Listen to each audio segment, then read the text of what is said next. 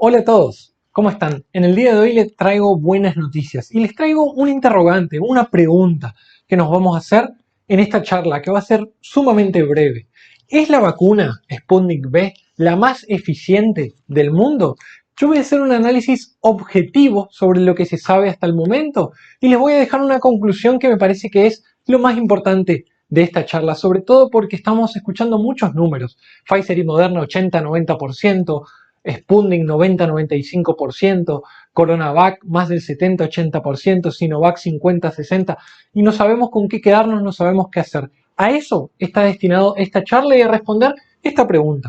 Lo primero que vamos a decir es que la vacuna Sputnik V está muy bien diseñada. Recordando así de manera sumamente rápido, consta de dos dosis. La primera dosis el día 0 y la segunda dosis el día 21. Doctor, ¿por qué necesito dos dosis? Bueno, porque esta vacuna está hecha con adenovirus, que es un tipo de virus que causa una especie de resfriado común, una congestión nasal, un poquito de diarrea y demás, que lo que hace es, a través de su estructura, permite que el material genético del coronavirus y puesto en ese adenovirus ingresa a nuestras células, es decir, se utiliza como vehículo.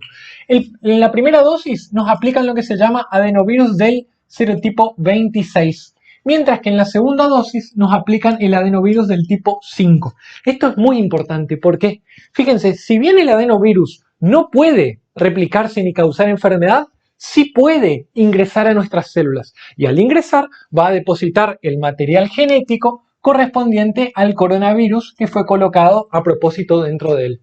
Una vez más, el adenovirus no deja de ser un virus, simplemente pierde la capacidad de replicarse. Cuando yo ingreso el adenovirus 26, nuestro organismo genera anticuerpos contra él.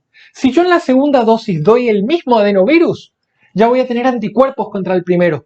¿Sí? Estos anticuerpos van a disminuir la respuesta. Es por eso que se utilizaron dos adenovirus distintos. Una vacuna, la verdad que muy bien hecha. Por otro lado, que se utilice el adenovirus como vector, como vehículo, nos permite refrigerar a la vacuna antes de colocarla en heladera de 2 a 8 grados, que es una ventaja respecto a otras vacunas que ocupan nanopartículas lipídicas.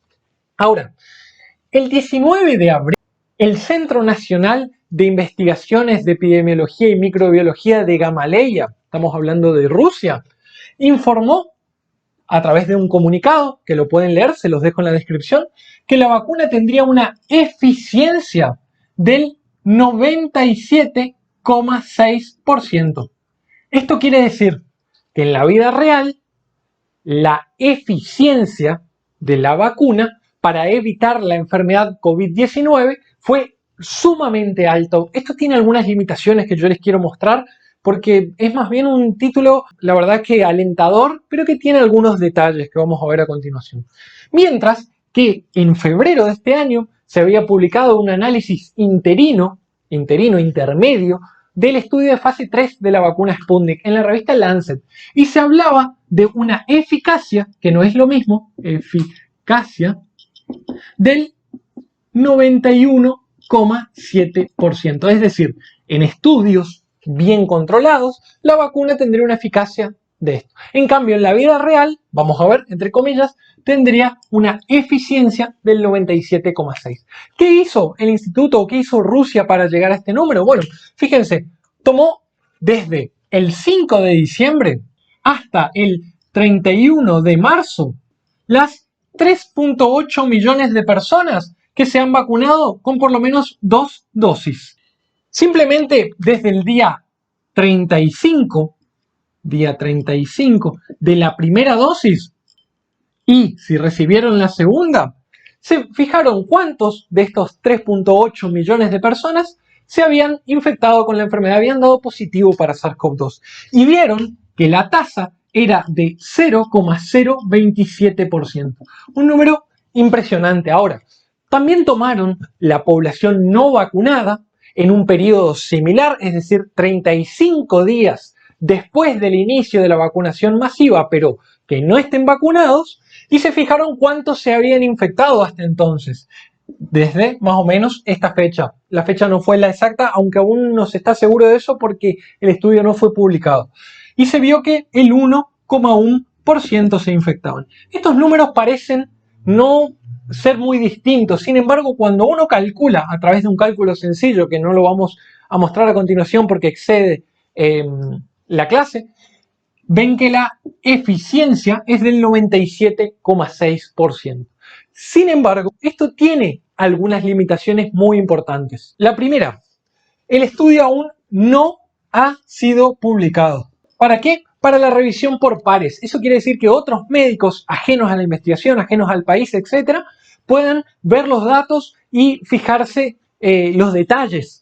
Esto es sumamente importante. No porque uno sea quisquilloso en la obtención de datos, sino porque fíjense lo que puede pasar. Por ejemplo, supongamos que nosotros dijimos, vamos a ver cuántas personas se infectaron 35 días después de la primera dosis y si recibió la segunda dosis.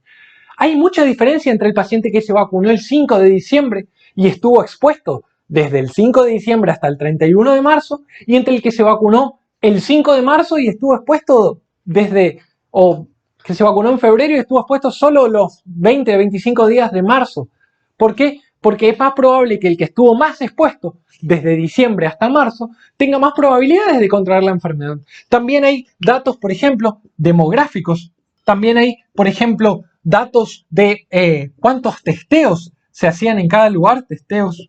Si incluían a los pacientes solo sintomáticos, si incluían a los pacientes asintomáticos. ¿A qué se dedicaba este 0.27 que se infectó versus este 1.1? No es lo mismo un trabajador del área de la salud que está muy expuesto al virus que una persona que vive en zonas rurales, que no tiene contacto con la gente. Es decir, todo esto debe evaluarse y estos estudios, generalmente observacionales, no tienen el poder suficiente para dar estos datos de manera contundente. No estoy diciendo que los datos sean falsos, estoy diciendo que suelen ser datos que depende del estudio que veamos, varía. Por ejemplo, veamos, hace pocos meses, Pfizer y Moderna tomaron a unos 4.000 trabajadores del área de la salud.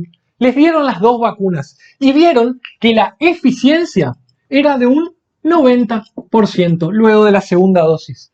El Reino Unido también tomó trabajadores del área de la salud y vio que eran, en el caso de la de Pfizer solamente, un 89%. Ahora, cuando uno va a algunos datos, por ejemplo, de Israel, hablan de un poco menos, 79, 80%. Entonces, ¿por qué la variabilidad? Bueno, la variabilidad es porque son poblaciones distintas. Algunos son trabajadores del área de la salud más expuestos, otros son personas rurales, otras son personas con más o menos cuidados. Es decir, para saber realmente cuál es la eficiencia hay que controlar muy bien que la población sea la misma, que el tiempo de exposición sea el mismo o ajustar el tiempo de exposición, que eso vamos a ver, porque yo les dije, los datos aún no han sido publicados, pero la compañía ya dijo que se va a publicar en mayo. ¿Bien? En mayo vamos a tener el estudio. Sin embargo, la vacuna rusa por lo menos tendría una eficacia del 91,7 en estudios controlados, es decir, es una vacuna excelente, muy bien diseñada, con 2 vectores, que seguramente debe ser en poder una de las mejores. Ahora, lo importante no es que el paciente se infecte, sino que el paciente no tenga una enfermedad grave, que el paciente no se interne, etc. Antes de hablarle de las conclusiones, yo les quiero contar las ventajas de esta vacuna. Las ventajas son la fuerte inmunidad, probablemente por el uso de 2 tipos de adenovirus. Otras de las ventajas es el bajo costo que tienen. Como ustedes saben, el costo, sobre todo para los países no ricos, es muy importante. Y otra de las ventajas que tiene esta vacuna es que se puede refrigerar. Es decir, luego de su viaje, puede quedar en refrigerador hasta su colocación, algunos días, ¿bien? De 2 a 8 grados centígrados, ¿bien? Entonces, es una vacuna de bajo costo que se puede refrigerar y que incluso hasta hace poquito salió la información de que también se va a empezar a generar, a fabricar esta vacuna en Argentina. Es decir, si se pudiera aumentar la fabricación, tendríamos más de esta vacuna que es muy, muy buena. Ahora, como conclusiones, yo les tengo que decir lo siguiente. ¿Para qué nos vacunamos? ¿Nos vacunamos para no enfermarnos casi en el 98% de los casos? ¿Casi en el 90 o en el 89%? No, esa no es la respuesta. Nosotros nos vacunamos la mayoría para evitar el colapso del sistema sanitario. Es decir, si nosotros nos vacunamos y cursamos una enfermedad leve, por ejemplo, un pequeño cuadro gripal, no pasa nada, porque esos pacientes no se van a internar y no van a colapsar el sistema de salud. Y todas las vacunas, hasta ahora, hablo de todas, las vacunas chinas, la vacuna de Johnson Johnson, la vacuna rusa, todas las vacunas que están más avanzadas mostraron entre un 90 y un 100% en estudios bien controlados de eficacia para controlar la enfermedad grave y las internaciones. Lo que es aún mejor, cuando uno ve la mortalidad, se acerca mucho más al 100%, es decir, los pacientes que se vacunan habitualmente no se mueren de causas relacionadas al COVID. Eso va a evitar el colapso del sistema de salud. Y evitar el colapso del sistema de salud nos va a llevar a disminuir aún más la mortalidad, porque vamos a poder atender a los pacientes de manera adecuada. Entonces, lo que nosotros buscamos no es no enfermarnos en el 2% de los casos. Lo que buscamos es no enfermarnos gravemente. Y todas las vacunas hacen esto. Por otro lado, ¿se pueden comparar las vacunas? Yo puedo comparar este estudio de 4.000 trabajadores de la salud de Pfizer y Moderna o este de el Reino Unido contra este otro ruso. La verdad es que no. ¿Por qué? Porque no son estudios controlados. Las poblaciones son distintas, las edades son distintas, los trabajos son distintos, la cantidad que se testea es distinto, el tiempo de exposición es distinto. Es decir, no se pueden comparar estos números. Hasta que algún estudio simplemente tome una cierta cantidad de pacientes, 5, 10, 15.000, le aplique la vacuna rusa, otros tomen 5, 10, 15.000, le aplique la vacuna de Pfizer, Moderna u otra que quieran comparar y lo sigan a través del tiempo. Y esas personas se parezcan, sean todos trabajadores del área de la salud, sean todos personas que viven en áreas rurales, que haya la misma cantidad de testeo, que sea en la misma época, etc. Recién ahí vamos a saber cuál es la diferencia de cada uno. Mientras tanto, lo que vemos son datos maravillosos de todas las vacunas, pero no las podemos comparar. Y les dejo un dato. ¿Vieron la vacuna de la gripe, la que nos aplicamos desde que tenemos memoria? Bueno, esa vacuna tiene entre un 40 y un 60% de eficacia. Bien, entonces, si la vacuna de la gripe impide que millones y millones de personas en el mundo enfermen de gripe y tengan una enfermedad me refiero a la influenza, y tengan una enfermedad grave, imagínense una vacuna que está más cerca del 90%.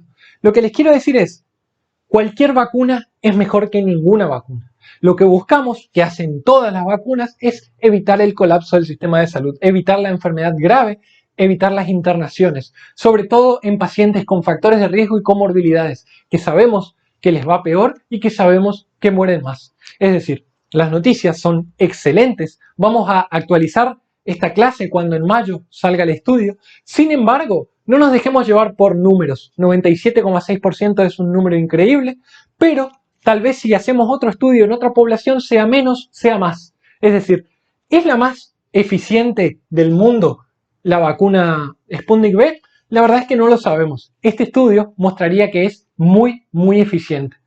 Espero esta charla les haya traído luz sobre temas bien complejos. Espero que nos dejen sus comentarios, nos digan de qué quieren que les hablemos y nos sigan en nuestras redes sociales. Les mando un gran abrazo desde nuestro lugar del mundo. Hasta luego.